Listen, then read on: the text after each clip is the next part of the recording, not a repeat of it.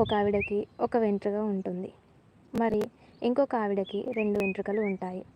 అయితే ఆ ఊరిలో రాజుగారు ఒకటి ప్రకటిస్తాడు. అదేంటి అంటే, ఎవరికైతే అందమైన జుట్టు ఉంటుందో వారినే పెళ్లి చేసుకుంటాను అని అంటాడు.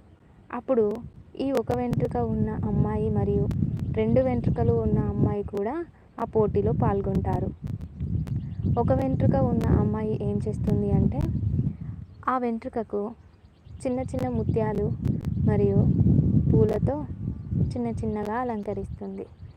2 వెంట్రుకలు ఉన్న అమ్మాయి ఏం చేస్తుంది అంటే, ఖరీదైన బంగారు ఆభరణాలతోని అన్నింటితోని అలంకరిస్తుంది.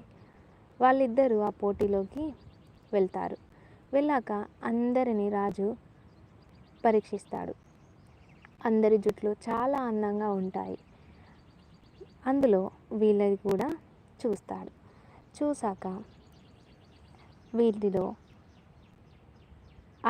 ఒకరికి ఒక వెంట్రుక మాత్రమే ఉంది, ఇంకొకరికి 2 వెంట్రుకలు మాత్రమే ఉన్నాయి. వీళ్ళు కూడా పోటీలోకి వచ్చారు అనే ఆశ్చర్యంతో మొదటగా చూస్తారు.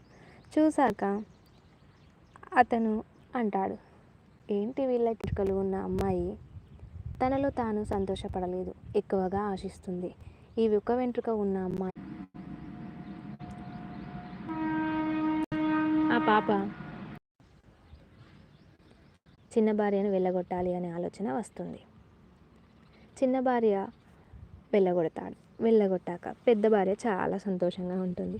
ఇక అలా ఉన్నాక చిన్న భార్య బయటికి వెళ్ళాక తనకి మంచి గుణం ఉంది కాబట్టి అందరికీ సహాయం చేస్తూ వెళ్తూ ఉంటే తనకి ఒక ముసలావిడ జుట్టు పెరిగే దాని గురించి చెప్తుంది. దానిని ప్రయత్నించిన తర్వాత చిన్న భార్యకు చాలా నిండుగా జుట్టు వస్తుంది.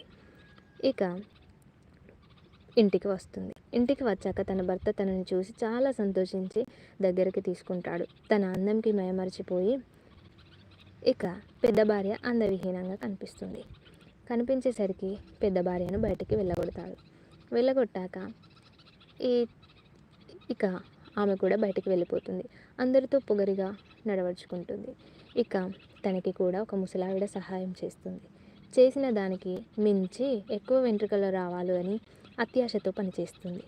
ఇక ఉన్న వెంట్రుకలు కూడా పోతాయి.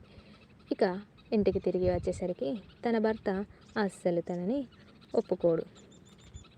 అందుకనే అంటారు,